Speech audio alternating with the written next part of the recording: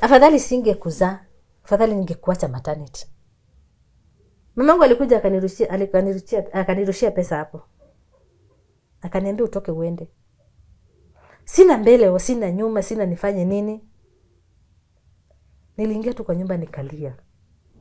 Aliniweka tu kofi tu. Ananiambia umeniletea aibu. Kwa familia zetu hakuna kakiwete.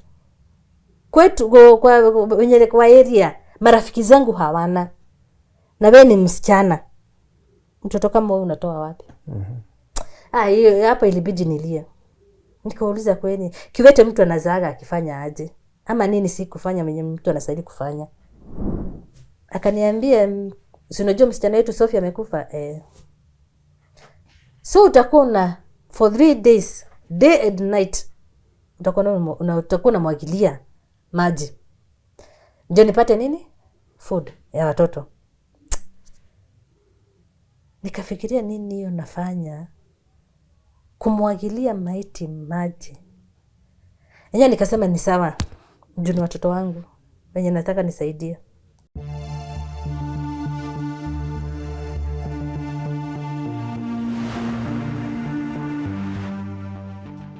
Hello Tuko family, how are you doing? Are you doing great like I am? Well, my name is Kingori Wangeshi and this is another week, another episode of my story. If you've not subscribed, kindly do so. And if you have subscribed, you can also sign up for our YouTube membership. Now, today we are in Naivasha, a place called Kinamba. We're just about to meet Jane Nduta, who lives with her son of 22 years. The son lives with a disability, and this disability made Jane to be disowned by her own mother and be abused by her husband. Yes, you heard that right, husbands. Anyway, let's get to hear Jane's story. Come with me.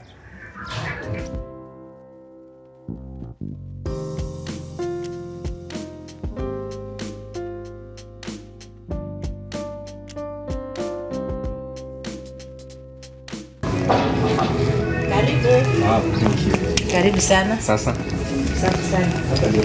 Kule nyumbani. Asante sana Jane kwa kutukaribisha hapa kwenu na hapa kwako.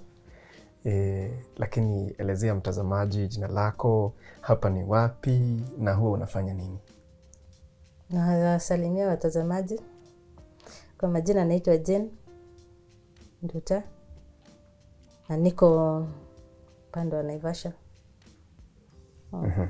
Jane ametoka wapi?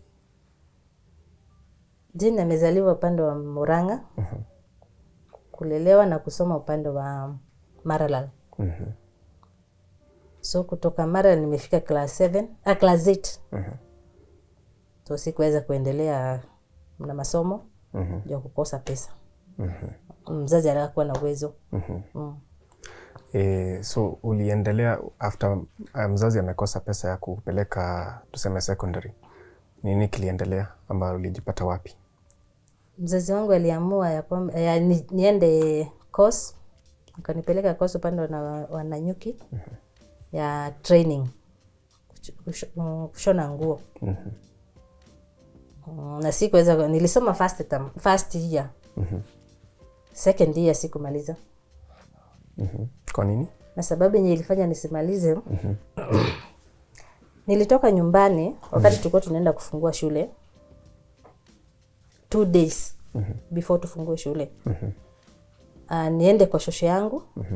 Ndio siku ikifika ya kufungua shule niende direct. So nilikuwa nimepewa school fees. Wakati nilifika stage ya Nanyuki, nikafikiria baada ya niende kwa shosho ndio nikuja nilipe school fees, nilipe once, niende nikifika kwa shosho ndio nikuja tukifungua nikuja direct. Nilifika stage, nikaingia gari ya Nyeri. Nikafikiria sijalipa school fees, nikatoka. Nikaacha bag ile yenye nilikuwa nayo ya shule. Ilikuwa na vitu zangu zote. So bag niliacha kwa gari. Nikaenda kulipa fees. Nikalipa fees, nikutoka kwa barabara sikuenda sana. Nikapata gari wanasema wanaenda Nyeri. Nikaingia gari, nikaenda Nyeri. But ile nilifikiria ile gari yenye nasema inaenda Nyeri ndio niliweka bag. Mimi nikaingia na nikaenda.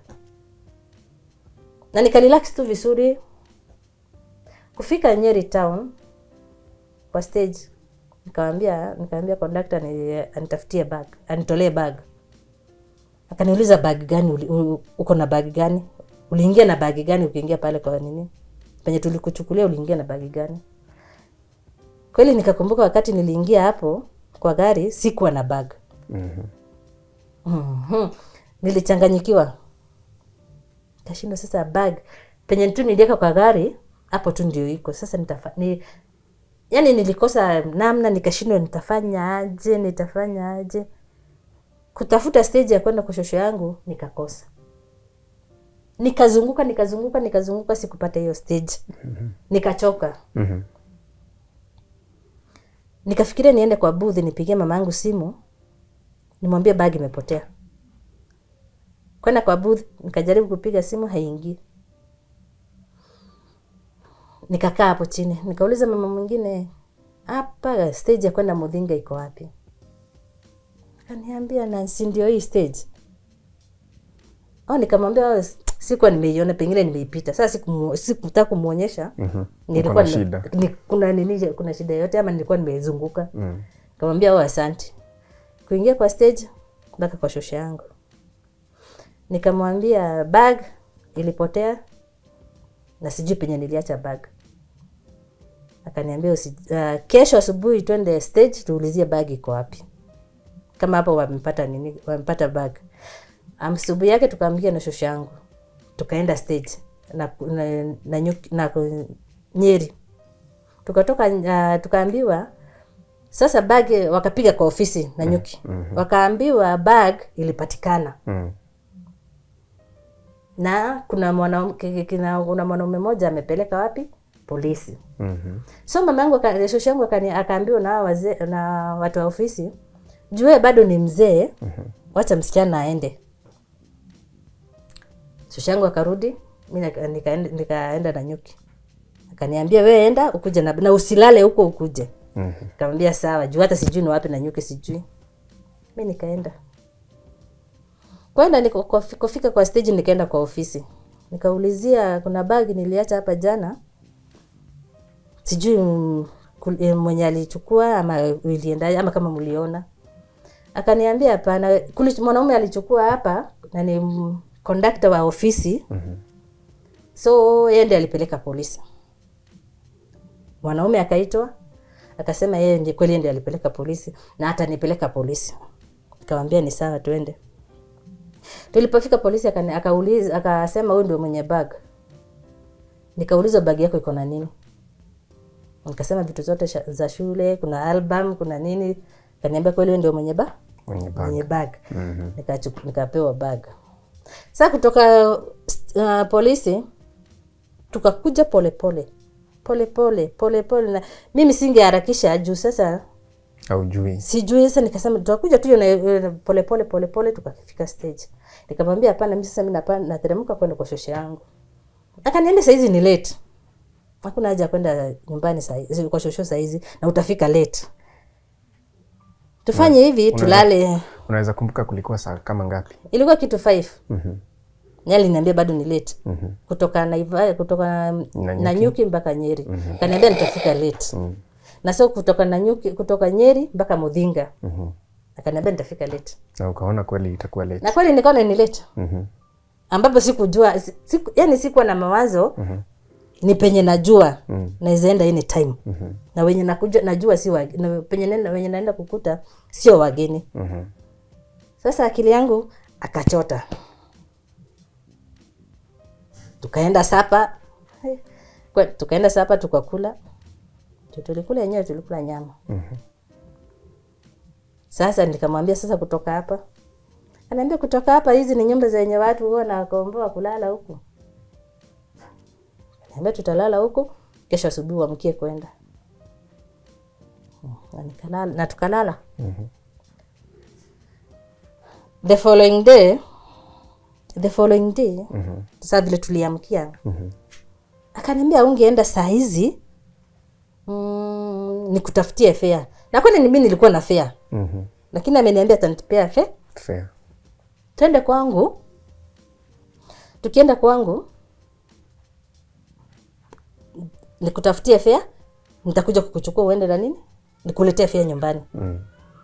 Sasa alikuja kwake anipe fare ndio niende. Hakukuja na mimi sikufikiria naweza toka juu niko na fare niende nyumbani. Na nikakaa nimeolewa. Na niliolewa tu hivyo simple. Ushaolewa sasa? Sasa nimeolewa, sasa nimekaa. Sasa nimekaa simple, nimeolewa tu hivyo simple. Shule ulikuwa umelipia school fees ukaachana na 15,000 imeenda hivyo. Shosho bado anakungoja ulete bag. Shosho anangojea bag. Lakini wewe sasa ni bibi ya mtu. Na sasa katikati yangu na Shosho hakuna communication, ndio hakuna simu. Na Shosho hakuna yuko karibu na booth. Sasa ikaenda hivyo. Shosho yangu hangepigia nyumbani, juu hakuna siku ya kuona vile watawasiliana. Mimi sasa kukale the first day, sasa mimi ndio mwenye nyumba. Kuosha vyombo, kufanya nini, sasa kufanya cleaning. Juu nyumba ni ya bachelor. Na nikakaa. Kumaliza siku 3. Hizo siku 3 alikuwa anakuja. Alikuwa anakuja mapema sana. Na sasa tukaenjoy sana juu alikuwa anaenda kwa sister zake, anasema nimepata msichana, nimeoa. Na sister zake wakanichukua vizuri. Tukafurahiana nao. Juu walikuwa wengi, walikuwa sister wa 6. So walikuwa wananipenda tu. Tukakaa, kufika siku ya 3 nikaanza kuvomit, kutapika asubuhi. Kitu yenye iliingia kwa akili yangu, niko mjamzito. Sasa nikasema hata nikileta fujo siwezi enda, hakuna kitu naweza fanya, nikutuliza sasa. Nikakaa, nikalea mimba. Wakati ilifika kitu miezi 6, mwanaume hakuwa anakuja, ile masenya alikuwa anakuja. Sasa masaa imepungua. Alikuwa anakuja morning, ananiambia alikuwa kazi. Na kweli naona alikuwa akili yake ananiambia, mimi najiambia alikuwa kazi. Juu sikuwa nafikiria kazi ya alikuwa conductor. Conductor wanafunga saa ngapi ama wanafungua saa ngapi? Sasa sikuwa na hiyo, sikuwa nafikiria hivyo. Miezi 9 ilipofika, mimi sikuwa najua uchungu wa mtoto ni nini. Hata sikuwa nimenunua hata manguo. Hata nimekaa tu. Sasa uchungu ilipofika, mama mmoja nikaanza kutapika hapo nje. Mama mmoja akaniambia hapana, pengine siku zako zimefika. Nikamwambia hapana, hii ni tumbo tu na itapoa. Akaniambia hapana, amka twende hospitali. Ukiwa hii hali huwezi kaa hivi, hatujui shida yako ni nini. Tukaenda, nikapimwa, nikaambiwa mtoto, nikakaa, nikalala. The following day, asubuhi by saa 12 nilikuwa nimepata mtoto. Kijana ndio huyo. Saa 2 hivi mwanaume akakuja. Sister zake waliposikia nimepata mtoto, walienda sasa kusanya manguo. Zile ndogo. Wakaniletea mtoto, nikavalisha. Ndio alikuta nimefunga mtoto na leso. Nikavalisha mtoto. Tukakilia bill, tukaenda nyumbani.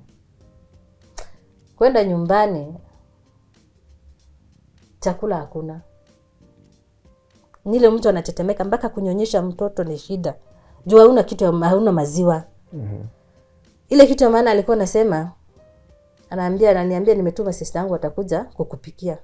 Sister yake alikuja na kelele githeri.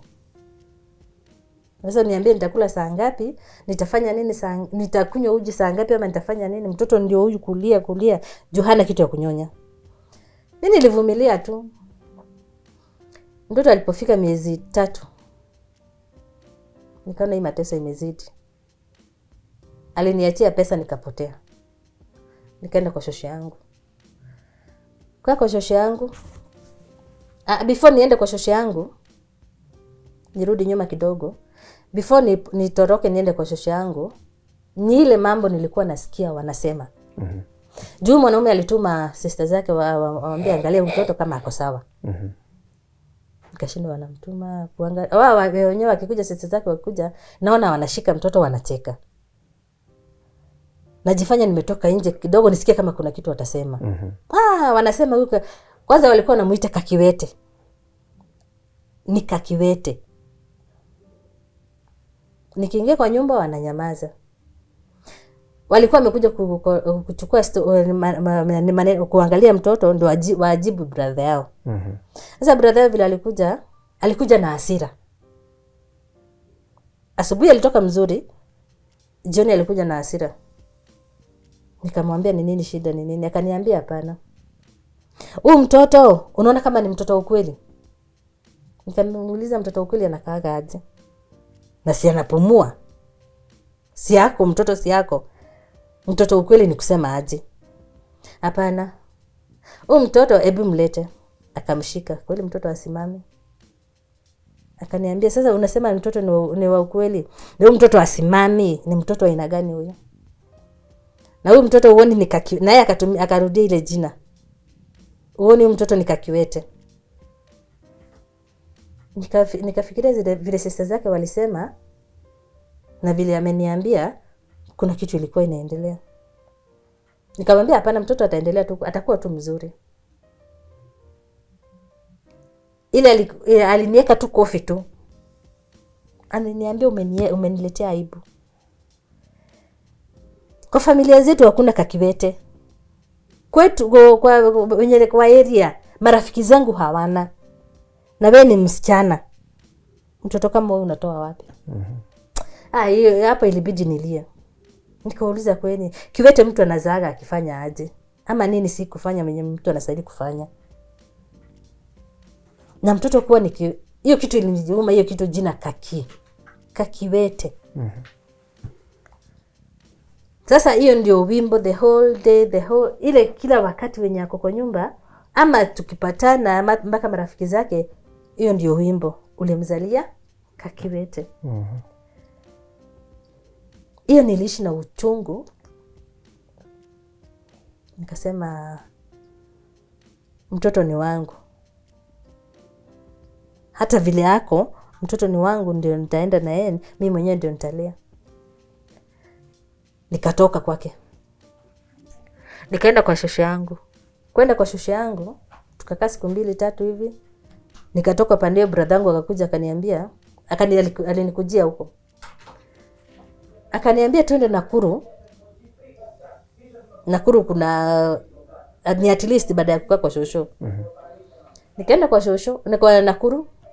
Nikakaa, akaniwekea biashara ya kuuza makaa. Nikauza makaa. Sasa bado niko na huyo. Brother yangu akaenda. Sasa ameniambia nimeenda Nairobi, nitakuja. Akaniachia nyumba. Sasa Jumini ameachia nyumba. Sasa hiyo nikapata rafiki mwingine. Ambaye alinizalisha, nilipata mimba yake na huyu mtoto mdogo, huyu mwingine. Huyu mwanaume wakati nilimwambia nasikia ni kama niko na mimba, alinijibu akaniambia I'm not ready to be called a father. So huyu wa pili.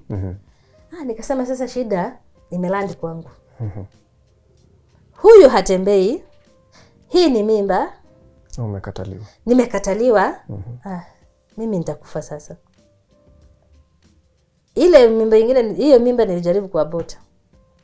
So kukawa na mama mmoja ameniadvise akaniambia, kuna rafiki wako, kuna rafiki yangu huwa anatoa watu mimba.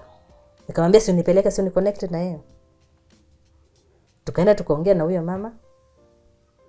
Na tukapanga December 23 ndio nitatoa mimba. Sasa tulikuwa wawili kwa laini. Huyo wa kwanza akanitangulia. Ndio mimi kesho niende. Huyu hakusurvive. Alienda kutoa mimba akakufa. Na wewe uko hapo kwa line. Mimi ndio next. Tukaambiwa sasa fulani amekufa. Judy amekufa. Akifanya nini akitoa mimba? Nikaambia Mungu nisamehe, sitatoa. Kama mtu anatoa anakufa, so nitakufa, mtoto wangu nitaachia nani? Nikasema na hiyo story kaisha. So yule mama aliniuliza, wewe sasa si ndio utakuja? Nikamwambia hapana. Kama ule amekufa, next ni mimi. Sitakuja. Nilikaa tu. Kwa bahati mzuri kukaja mwanaume. Akaniambia, akaulizia story yangu. Akaambia niko na mtoto na hatembei na niko na vile ananiona niko mjamzito. Akaniambia amenipenda vile ni vile niko. Sasa huyo ni watatu. Sasa una ngapi? Watatu. Amenipenda vile niko. Vile niko ni aje? Mtoto na mimba. Nikasema ni better than kukufa. Better than kuteseka. Sasa mwanaume alikuwa anaishi mbali, sasa kutoka Nakuru ni mbali. Niko kitakani huko Njoro huko. Nikangangana tu nikaenda. Sasa kwenda alikuwa anakaa na mama yake. Peke yake juu hakuna na brother yake. Ule mwanaume alikuwa wa bangi. Alikuwa anakuja tu kwa nyumba, anauliza mama yake kwa nini hujapika? Ati hapana nilikuwa natafuta viazi. Unapika saa hizi ni sufuria nilikuwa nimebeba ama ni nini? Anaongelesha mamake. Kuna wakati alijaribu kumchapa. Mamake akasema hatavumilia. Aliniita kando akaniambia sasa wewe vumilia. Mimi mama ametoka kwa boma ameniachia. Na wewe mtu wa bangi. Nikasema sasa Mungu hapa nisaidie. Bado mimi ni mjamzito bado sijazaa. Mungu anisaidie. After 3 days nikasikia uchungu nikaambia brother zake. Juu hata hospitali penye niko hata sijui ni wapi iko nje gani sasa. Nikaambia Mungu anisaidie nipate tu mtoto vizuri. Nikaenda akaita mama wengine hapo wakakuja nikapata mtoto vizuri. Wakaniambia umepata mtoto kijana. Nikasema asante.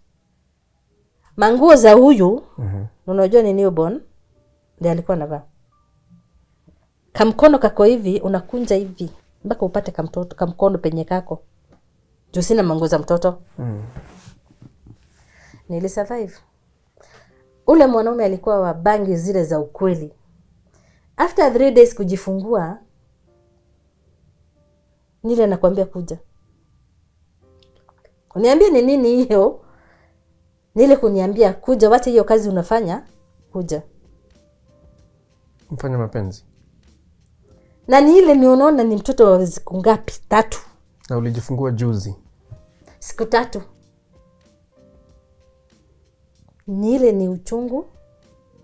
Hakuna kitu, yani akili yake juu bangi imemwambia hivyo ndio anataka. Lazima mtimizie. Nikaona kweli hii ni mateso. Ni mateso. Mtoto ndio huyu mwingine ndio huyu, naye mzee ndio huyu mwingine. Nikasema Mungu sasa nisaidie. Vile nitafanya namna gani? Mawazo ikakuja nikaenda kwa jirani nikamwambia nikopesha 1,000. Nasikia nataka naweza shona vitambaa. Kanipea 1,000. Hiyo 1,000 ndio ilinitoa huko.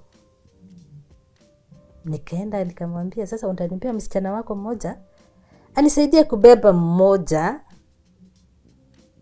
Abebe huyu at least. Mimi nibebe huyu mwingine. Nitoke niende. Akaniambia unaenda mpaka wapi? Nikamwambia ni gani mzuri? Nivumilie hii mateso ama nitoke nitafute amani nje? Hata nikilala nje kwa kibanda ama wapi afadhali nitoke nitafute amani. Mama kaniambia ni sawa nitakupea msichana kufikishe kwa stage. Ndiye amenifikisha kwa stage na niko na bag yani nimefunga ule mdogo kwa tumbo hivi na vitu kwa bag. Kwa kichwa hivi. Kufika kwa stage msichana akanipea watoto wangu. Sasa watoto nitabeba aje? Mama mmoja alikuwa anatoka Njoro akuja Nakuru akaniambia acha nikusaidie kubeba mmoja. Ukifika stage sitajipanga. Nikamwambia ni sawa. Nikabeba sasa watoto wangu. Kufika Nakuru nikafikiria better niende kwa sister ya huyu mzee anipatie mahali pa kukaa triste siku 3. Niliposhuka kwa barabara hivi watoto wake wakakimbia nyumbani wakamuuliza wakamwambia mama tumeona mama Kamau amefika. Kimbieni haraka haraka mfunge nyumba. Usiingie. Nisiingie. Nikauliza mama yenu wako wapi? Akaniambia mama alienda. Na ako kwa jirani. Mama alienda. Na ufungu Ufunguo alisema tusipeane. Sasa watoto ndio hao. Nikasema sasa kulikuwa na kibanda ingine ilikuwa hapo. Nikaingia kwa kibanda. At least nipumzike. Kiingia kwa kibanda sasa nikafikiria nililia. Mimi sasa ni mgeni wa nani? Nimekuja hapa ndio huyu. Sina mbele na nyuma, sina aje. Nitaanza wapi? Nikaacha watoto kwa kibanda hapo, nimewatandikia nguo nikawaacha kwa kibanda. Nikaenda kutafuta nyumba. Ilikuwa mwezi katikati. Sasa nikasema ile pesa yenye niko nayo inaweza lipa mwezi katikati. Kabla hiyo siku nyingine Mungu akuje. At least nione tu pale pa kuingia nilale. Nikaenda kwa plot nyingine hapo nikaulizia nyumba, nikaambiwa kweli nyumba iko. Ni pesa ngapi? Nikamwambia naweza lipa nusu, ilikuwa 1400. Naweza lipa nusu ya mwezi. Hii nyingine nitakuja kumalizia. Akaniambia Nikamwambia hata kama unasikia nasema mwisho nilipe mwezi nusu, hata hiyo mwezi nusu sina, bado hata hiyo nitalipa nusu. Naye Mungu akamnenea kama nikaambiwa sawa. Kalipa 300, kabakisha 700 na 400. Kaingisha watoto wangu kwa nyumba, kuwatandikia hapo. Manguo zile zilikuwa kwa bagi nikatandika.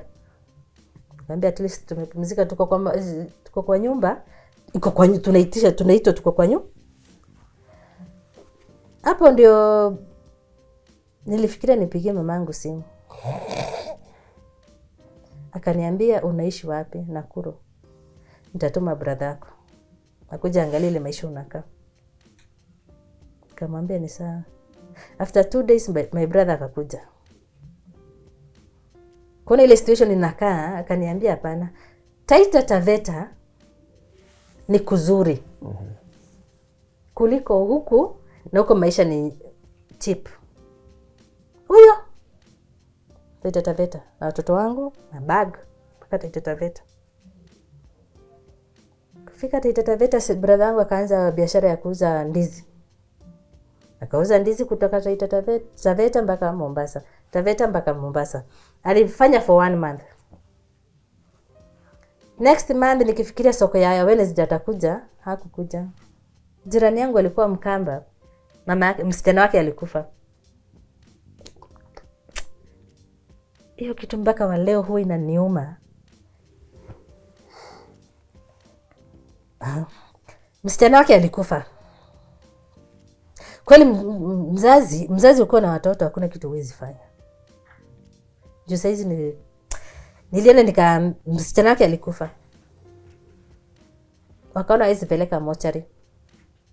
Watengeneze ile fridge ya makaa. Unaweka makaa, unaweka shuka, unamlalisha juu.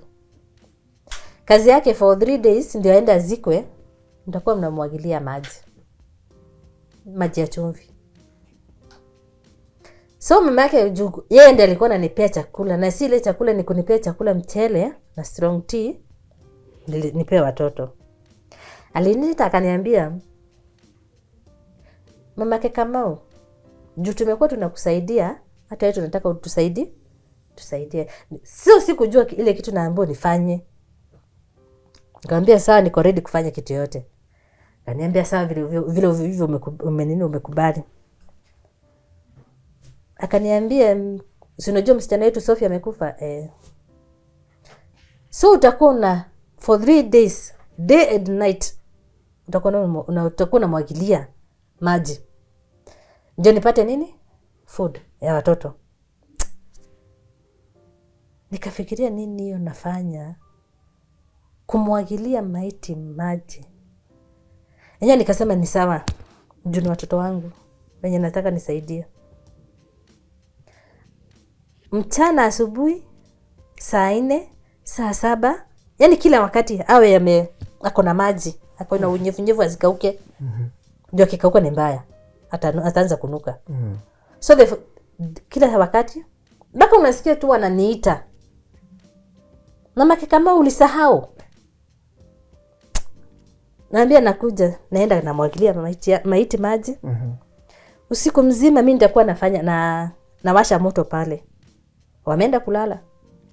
Wanaekelea mbaazi. Hizo mbaazi ni zive. Yaani ile moto isipoe. Maiti bado amwagiliwe maji. Usiku hata. Usiku. Na wewe. Mimi ndio nilikuwa namwagilia ile maiti maji. Nafanya hivyo juu ya nini? Watoto wangu wakule. Juu sina otherwise. Asubuhi ikifika na zile chakula zimeiva na chotewa, sasa naenda napea watoto wangu. Na nikikaa kidogo naitwa. Ni ile kibarua ya 3 days. Nikiingia kwa nyumba nashindwa, huyu Mungu wangu nisaidie, kwa sababu sasa this is too much. Si ati umwagilie kama amefunikwa. Ni umfunue, umumwagilie maji. Then umfunike. Nilifanya kazi ya mateso 3 days. Nikaambia Mungu sasa mimi Mungu sasa ni hii kazi imefika mwisho. Nisaidie. Nikaenda kwa majirani kuomba kibarua, na waacha wote kwa nyumba, naomba kibarua ya kufua. Nikafua nikafika mwisho. Nikaambia mtu mwingine hapo, sio nitafutie means vile naweza fika Nakuru. Akaniambia sasa Nakuru mimi nitakusaidia namna gani? Nikamwambia hapana, wewe tafuta vile utanisaidia. Yeye alikuwa driver. Unajua vile utanisaidia nikifika, kuna relative yangu ako Nakuru, ako na pesa. Nitakulipa. Mzee tu alisikia huruma juu ya watoto, ndio hawa. Nikafika Nakuru. Kufika Nakuru sasa nikadivert mpaka Marara nyumbani. Kufika nyumbani kwa mama yangu sasa hapo ndo kisirani ilifika. Umetuletea watoto. Kwanza aliniangalia hivi kutoka mguu mpaka chini. Na kama mimi sasa ndio mimi ni yani nakaa kadogo, juu hata sina mwili, sina nini, stress yenye nimepitia, mateso yenye nimepitia. Sasa mimi nakaa ni kama mimi ndio sister yao wadogo. Mimi ndio sister ya huyu na huyu mwingine. Nikakaa nyumbani. Sasa unajua kwetu hakuna mtoto mdogo. Sasa hiyo hakuna mtoto mdogo. Sasa hao ndio watoto wangu wadogo. Mama alianza kisirani. Kwa nini wewe ufikiri kazi yako ni kuzaa? Nikamwambia mama, afadhali hivyo nilizaa badala ya kutoa. Sikumwambia nilijaribu kutoa. Akaniambia kazi yako ni wewe umeshindwa, umekosa akili, umeshindwa baka na sister yako. Ule nani mdogo kwako, wewe una akili. Mpaka unaenda kuzaa watoto ambao mtoto ambaye ni kiwete. Nikamwambia kwani kuzaa mtoto mkiwete mimi nilisema? Nilijikuta kama nimezaa. Sasa kumuongelesha hivyo, hiyo ndio ilikuwa shida. Uko kwangu na ananiongelesha matope. Nikamwambia mama, nimenyenyekea, pole, sijakuongelesha vibaya. Akaniambia asubuhi, wewe enda ulale. Hiyo kichwa yenye unaona uko naye, wende ulale. Kufika kwa nyumba penye kwa kitanda nikashinda, kwani nimeongea vibaya? Asubuhi yake mama aliniamkia asubuhi. Hakuna kitu hakunitusi hiyo siku. Akaniambia mimi mwenyewe, mamako mzazi. Yeye mzazi. Akaniambia fadhali wewe umekuwa laana kwa nyumba yangu, kwa familia yangu. Afadhali singekuzaa, afadhali ningekuacha maternity. Nikasema sasa mimi ni mzima, mimi sina ulemavu, na kama sasa mimi niseme niache huyu mzazi, huwa anaambia mtoto mzazi unaweza sema kitu kama hiyo kwa mtoto wako? Aliniambia mimi afadhali ningekuacha maternity, na ile kitu yenye tumekoseana ni kitu kidogo tu. Ameniambia nipe dawa. Sinaona kama jana tulikosana. Akaniambia nipe dawa zenye nilikupea. Za mitishamba alikuwa amenunua. Nikamwambia mama, kuna dawa ulinipea. Akaniambia dawa nilikupea. Huko nipea. Sasa hapo kisirani nilitoka hapo. Na kweli hakunipea. Akaniambia sasa ni utoke uniondokee na hawa watoto wako. Alisema hawa viwete wako. Sasa mpaka ule mwingine ameshikanishwa ni kiwete. Kweli nililia. Nikasema kweli mamangu mzazi ananiambia mimi nimezaa kiwete, na anachangia kweli ile jina yenye niliambiwa kule. Wale walikuwa wanasema nika kiwete juu ni mdogo. Saizi ni mtu mkubwa. Mamangu mwenyewe amesema ni kiwete. Na kweli mtoto wangu ni kiwete. Na nimekubali hivyo ni kiwete. But one day one time, Mungu nisaidie. Mamangu alikuja akanirushia pesa hapo. Akaniambia utoke uende. Sina mbele, sina nyuma, sina nifanye nini. Niliingia tu kwa nyumba nikalia. Sasa mama moja ndiye aliona wakati vile nateseka kwa nyumba. Akaniambia best thing, kuna kazi rahisi. Nikamwambia I'm ready to do anything. Kama ushaiosha maiti. Kama nafikiria na akili yangu, unajua sasa huyu singemwambia. Kama ile kazi nilifanya Taveta niko bado, hakuna kazi siwezi fanya. Ile kazi aliniambia ni kwenda kwa street. Nikamwambia sawa, jioni utaniambia vile mtu tutaenda na wewe unionyeshe vile mtu anafanya. Mtu anafanya. Wakati huu kulikuwa na baridi na upepo, mtu akiteremka town.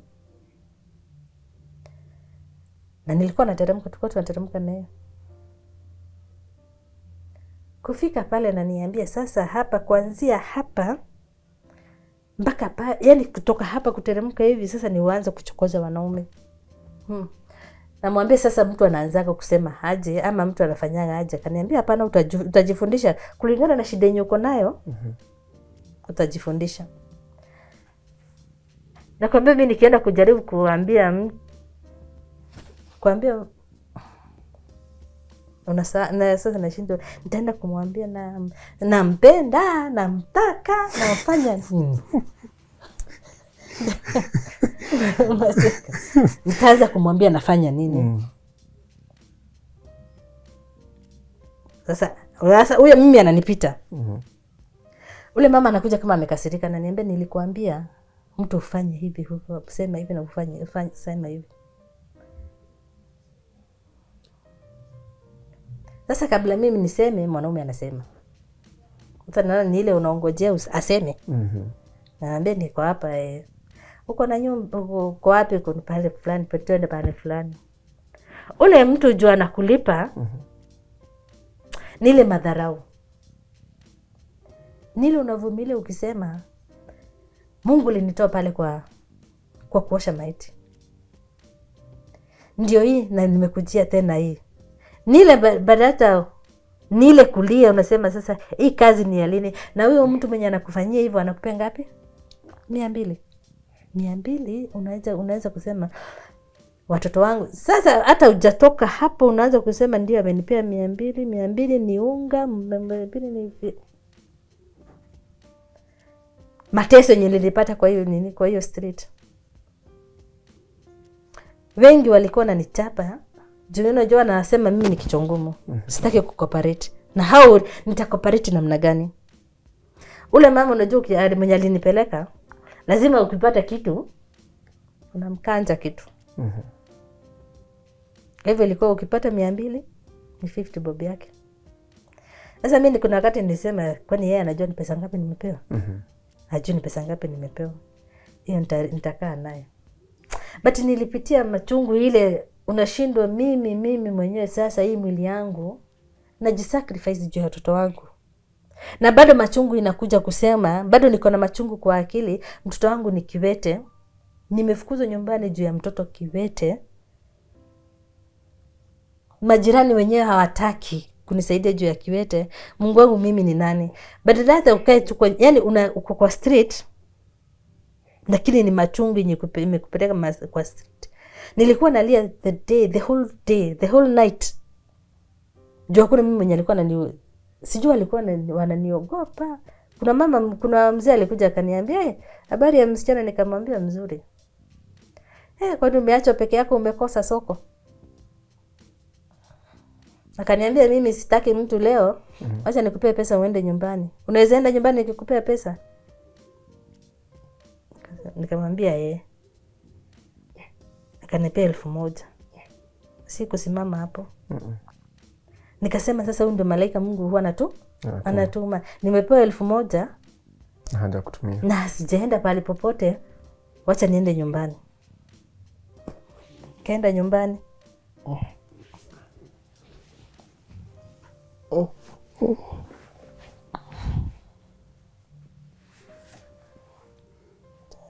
Kwenda nyumbani. Nikafanya tu ka shopping. Kwani hiyo shopping ya 1,000 ni siku ngapi? Sikuwa nimelipa nyumba. Sikuwa nimefanya nini, hakuna chakula. Sasa hapo kwetu kulikuwa ni mtu alikuwa analisha kuku. Huyo mama alikuwa anatoka na mboga anakuja kukatakatia kuku. Nikamwambia unaona kuku zikule na watoto wangu nyumbani kwa nyumba wanakufa. Na ngoja anakatakatia kuku. Nenda naziokota. Naziokota naziosha. Sasa ni ile unajua sasa si ile kuku si ile si ata nini akatakatia kuku zile mboga mingi ni ile kidogo. Nilipata kaunga nusu, nani atakula nani atabaki? Na watoto wangu wakule.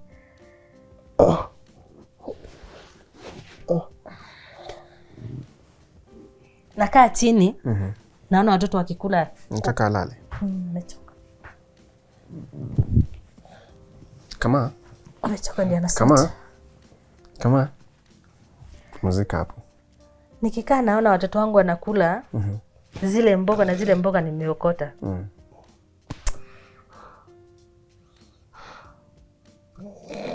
Najiuliza kweli watoto wanajua ile hiyo mboga nimetoa wapi? Ni ile ya kuokota, kuku zilikuwa zinakula, nikawaokotea wakakula. Hii shida itaishi mpaka lini? Ndio nikatoka penye nilikuwa nataka nikakuja hapa. Nikahamia hapa. Sasa hapa ni shida. Nyumba yenyewe italipwa na nini? Kibarua ndio naenda. Huyu mtoto huwezi muacha. Sasa unaona vile nimemkalisha hivyo? Amechoka.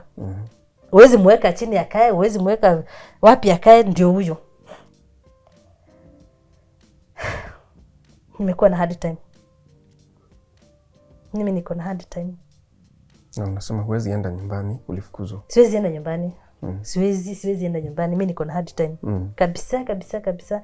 Mtoto kama huyu vile anakaa hivi, haizi jipea kitu. Huwezi muachia kitu ajipe. Nikienda kibarua nichelewe, hivyo. Ataka hivyo the whole day. Ama ile masaa yenye nitafika. Na kumbadilisha. Diaper yenye amevaa jioni, asubuhi ni siwezi mtoa, ndio saizi amelala. Nachomoka tu pole haraka. Ndio nirudi. Hiyo ndio atashinda naye. Na hiyo diaper atakupata ni shida. Hiyo diaper kupata ni shida. Hiyo diaper saizi zimekuwa na bei kali. Ni 100 piece moja. Na mtu kama anatumia diaper ngapi? 3 per day. Na kibarua unapata ya pesa ngapi? Kibarua ni ya 300 kulima. Sasa niambie ni kukula, ni nyumba, ama ni diapers? Ama ni mimi nimechanganyikiwa. Akona miaka mingapi huyu? Akona 22 years. 22 years. Haizi jipea kitu, haizi fanya nini. Haongei lakini kusikia nasikia. Hafanyi kitu yote. Kama kweli anasikia. Hii mkono iko hivyo. Hivyo. Sasa niambie kama mtu kama huyu, mtoto kama huyu ukimwachia na inatetemeka huwezi muachie chai, umwambie chai chukua ukunywe. Kama tulia. Huwezi muachie chai umwambie akunywe. Huwezi muachie kitu umwambie fanya. Nile tu anajaribu kuongea. Ngile alikuwa amelala position mbaya. Haezi kani ile tu akae tu hivi. Sasa mimi nitasaidika namna gani? Mtoto angalia mkono yake ndio. Lakini wewe unampenda. Kabisa kama kuna kitu sitakagi mchezo. Ni mtoto. Despite yale mambo yote umeambiwa nini. Sijawahi kosa kumpenda. Mtoto wangu ndio first born. Na ni mtoto wa bag. Alitoka bag.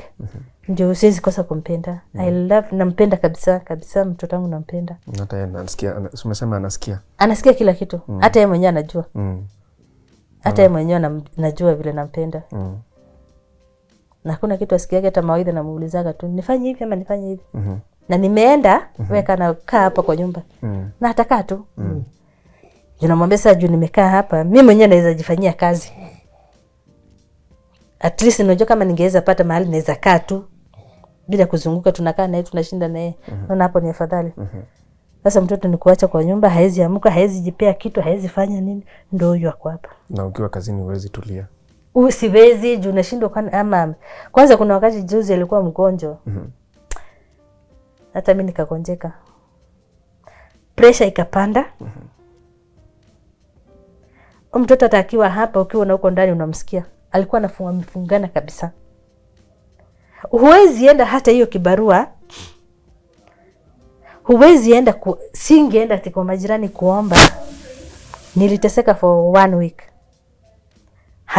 Siwezi pambia mtu nipe. Alikuwa anangorota anashindwa. Yaani nikiwa na huko tu angorote kidogo vinaamka. Maybe amefungana, amejifunika. Ako namna gani? Haezi itana. But leo nampenda. Na ni mtoto wangu mzuri, nampenda. Sasa hii mkono umejaribu kumpeleka hospitali? Hospitali walisema huko kwetu walisema haizi chukua mtoto mkubwa. Nataka mtoto mdogo wa kufanyia mazoezi. Walikuonyesha jinsi ya kufanya mazoezi wewe sasa?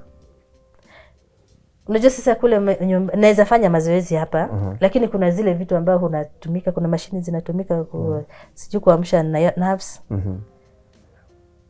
Lakini nilikuwa daktari mwenye nilikuwa nimeongea naye wa private. Kuna mtu nilikuwa nimeona amesaidia. Akaniambia kenye mtoto anataka therapy. Ile therapy iko serious. Na kuna uwezekano huu mguu na huu hautoshani. Na hautoshani kwa sababu ya hii bone imetoka. Akaniambia kuna uwezekano mguu yeko spring, mtoto anaweza tembea. Kuna mtoto anaweza fanya mazoezi, anaweza tembea. Sasa ubaya ni ile ako Nairobi. Mimi niko Naivasha. Kumlipa nilikuwa nimemlipa ndio akuje assessment. Akaniitisha 35,300. 3,500 nilikuwa nimeweka za nyumba. Nikampatia. Ningefanya nini nikampatia. Nikamwambia kuja unifanyie assessment na uniambie tunaweza fanya aje kuhusu mtoto. Akaniambia hapana, kuna wengi ambao nimeweza kuattend kuangalia na mtoto huwa anaona makona mabadiliko, mtoto anabadilika. Nikamwambia sasa kwa huyu mtoto anaweza kuchukua how long? Akaniambia huyu ni only 6 months. Tukifuata vizuri mtoto atasimama. Naomba at least Nono mtoto hata akitengenezwa apate. Ati naacha kikombe hapa na mwambia kama ukunywa hii chai, kunywa hii uji. Saa zingine jua nasikia saa 5 ikifika kunywa uji, kunywa nini? Jipe chakula. At least nimekwambia mtoto amefanya mpaka KCP. Amefanya KCP. Amefanya KCP 2017. Kwa hivyo ni mtu anaelewa mambo. Mtu anaweza fanya mambo yake. Sasa hii mkono na therapy. Nitafanya aje? Sina hizo pesa za kumfanyia therapy. At least huyo daktari aliniambia anaweza fanywa twice mara 3 kwa wiki. 3 times per week. 3 times per week. Sasa hizo pesa mimi nitatoa wapi? Na therapy hiyo session moja ilikuwa inalipishwa pesa ngapi? Alikuwa analipisha 2600. Session moja. Section moja. Naye akaniambia the more nitakuwa ninafanyia mazoezi atakuwa tutaona change. Huo mgongo wake vile umechomoka hivi, amechomoka mpaka mgongo hivi. Akaniambia kuna vile huwa wanatengeneza wanarudisha. So hicho ndicho kilio chako. Kilio changu at least mtoto wangu aweze kufanyia tu mazoezi. Mimi naweza jifanyia kazi nikipata kazi. Naweza jifanyia kazi. mtoto kwa sababu ya maisha yake hapo mbeleni. Hii si mwisho wa maisha yake. Maisha yake inaweza enda mbali. Mtoto ndio huyu, mazoezi hana, akili zake ni tap. Huyu hata kizungu huwezi msengenya na kizungu. Huwezi. Anaelewa. Huwezi msengenya na kizungu. Anaelewa. Hii mkono naulizaga at least aweze kushika kikombe. Aweze hata kushika kalamu. Nimuone tu kwa wheelchair. Mtu anaweza enda mahali nimwekee kabiashara, afanye kabiashara yake. Ndio akili yake inafanya kazi. Mguu at least ikifanywa ikifurutwa vile ilikuwa inavurutwa. Hata at least anatembea hata kombo tu. Nione mtoto ana move.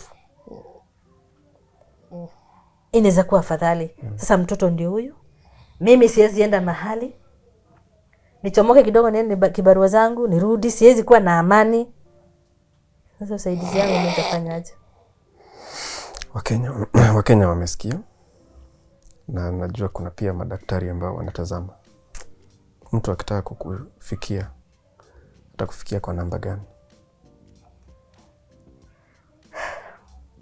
Pole. 0726 327 935. Irudie tafadhali. 0726 327 935. Na jina lako kamili ni? Jina langu italeta Jane Nduta Wambura. Ama inaweza leta Jane Wambura.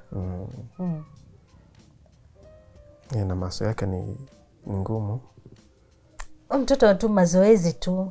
Ni mazoezi. At least tu anajisaidia na maisha yake. Na umesema ako 22 years. 22 years. Umeketi na yeye, wewe unaketi na yeye kila siku hapa? Mimi huwa nakaa tu na yeye. Sasa nimkalishe kidogo, achoke, nimlalishe, akae kidogo, akunywe maji, alale. That is hiyo ndio maisha. At least tu mtoto wangu atengenezwe. Nione anaweza jifanyia kitu. Kibarua mimi naweza enda. Nikijua mtoto ako safe, anaweza jisaidia, sasa mimi nitasaidika, nisaidikaje?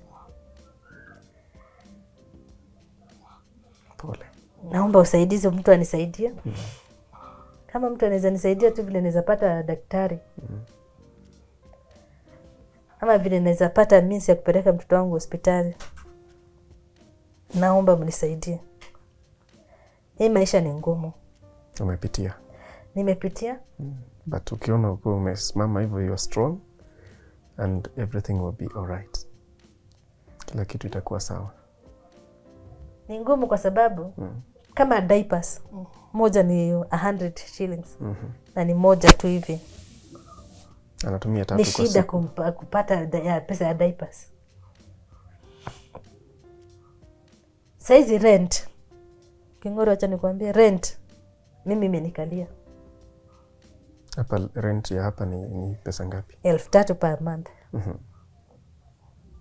Imenikalia kwa sababu unaona sasa kazi yangu ni hiyo ya kwenda kurudi. Sasa nini unashindwa, ni chakula utapea mtoto ama ni diaper? Mimi najua kuna wenye wananiangalia na wanaweza nisaidia. Naomba mtu anisaidie, watu wanisaidie. Rent umelipa hii mwezi? Sijalipa. Mwezi sijalipa, hata last month sijalipa. 3,000. Nalipa 3,000. All will be well. Kila kitu itakuwa sawa. Njua kuna Mungu. Na Mungu hutumia watu. Mtoto wangu kama amefanya KCPE. Na hizi mkono tu. Lakini haziko hivi. Oni tu mazoezi tu. Umenionyesha living certificate yake. Alipata living certificate. Hata alikuwa spelling bee club. Ndio huyu sasa. Ala. Kweli ni msharp. Mazoezi tu. Na sasa naona daktari mwenye nilipata ako mbali. Sasa naona kumlipia kukuja kwenda imekuwa ngumu. Ni ngumu kwangu. Kila kitu itakuwa sawa mama. Wakenya wametazama. Na umewapea namba. Na sio Wakenya tu, ni watazamaji wote. Wale wako Kenya na wale wako nje ya Kenya. Yes. na uendelee kumpenda hivyo umempenda. Umweke na hiyo maisha ya mapenzi ama upendo. Naona anafurahia kukua kwa mikono yako. Kabisa kabisa.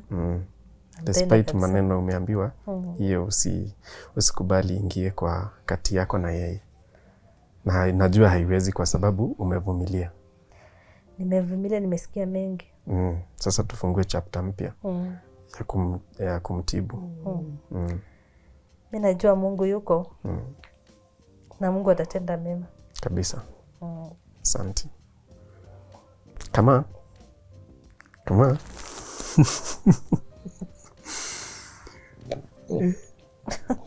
You understand English? You do?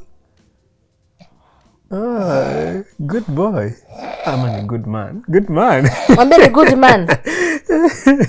Good man, not good boy. Ni mogima. Good man. Good man. Great man. Good. Na brother yake ako wapi? Huyo mdogo. Ako shule. Shule ya primary? Hapa ni boarding. Secondary ama primary? Secondary. Okay. Ako form 2. Ni mdogo kwa huyo. Fees unalipangaje? Fees ni kung'ang'ana na bursaries. Nang'ang'ana tu pole pole. Okay. So in case ukuwe na biashara utaweza kujisimamia? Mimi nikiweza pata biashara, naweza kuwa nafanya. Ati mtoto wangu naona naweza wapea chakula, naweza lipa school fees, naweza wasimamia, yani tuseme naweza wasimamia. Mimi naweza shukuru. Uko na biashara yenye wewe iko kwa mikono yako ama yenye una prefer? For now unajua saizi naweza penda kuuza nguo. Ndio unaona ama duka. Kwa sababu mahali pale nikienda na mtoto naweza mkalisha pale. Na haizi boeka kwa nyumba. So unajua nikiwa pale ni afadhali. Na ninajua Mungu atatenda, huyu ataweza jifanyia kazi yake. Juu mtoto akili zake zinafanya kazi. Huyu mtoto mwenye anaweza achwa pale, ukipewa pesa na mtu anataka kitu fulani, unaona anaweza. Kwa sababu hiyo daktari aliniambia mguu inaweza vurutwa. Itengenezwe na mtoto akuwe mzuri. Na ninajua Mungu hufanya mpango yake. Najua one day mtoto wangu atatembea. Na atafanya maajabu. Kabisa. So ningepata tu biashara tu ya kufanya, ningefurahia. Alright. Miracle boy. Hey, not a boy, you're a man. Na nilimpeleka kwa wale wenye huwa wanatairisha watoto. Si ati yeye yako hivyo. He's a man. He's a man. That's why he's smiling. He's a man. Nikimuita boy. He's a man. He's warning me, hey, I'm a man. Juu ningena rika yake saa hizi. Unaona? Na anafurahia. Rika yake saa hizi. Ni watu wenye amepitia pale. Ningefanya nini kumpea haki yake? You're a good mom. Nikampeleka nikamwambia enda upelekwe penye nyingine wanaendaga. Enda utengenezwe urudi kuwa sawa. Wow. Kuna wakati ndugu yake aliniambia, "Mam, mimi kama huu nikiona ametengenezwa amekuwa mzuri, nitalala kwa kanisa. Nitaishi kwenda kanisa. Nisitawahi kosa kwenda kanisa, namshikilia tunaenda kanisa. Mimi naomba tu munisaidie. Munisaidie vile mtoto atatengenezwa. Na nipate kazi ili niweze kuangalia. Na ninaweza fanya kazi. Mimi naweza fanya kazi. Kama saizi huwa nafanya kazi tu akiwa hapa, mimi naweza fanya kazi. Kabisa. Namesikia. Naomba tu munisaidie tu. Come on. Come on. Say hi to them. Be a bye. Hi. Hi. Hi. Hi. Hi. Be hi. I'm a man. Tuko family. That is the heartbreaking story of Jane Nduta and her son Joseph Kamau. You've heard how they've coped with life, with insults, they're being despised, but she loves Joseph so much, so dearly. And Joseph knows that he's loved by his mom. You've had her needs. Every day, he requires 3 diapers. She cannot afford that because that's the amount of money that she gets from the little hustles here and there she gets. So she's left wondering, is it food, diapers, or rent? I'm sure we can help somewhere. And if you're a medic out there, you can also come through for Joseph to change his life. And let's wipe the tears of Jane. Let's show her that there is a different life from that of being despised. That is my story this week. My name is Kingori Wangeshi. Thank you for your support.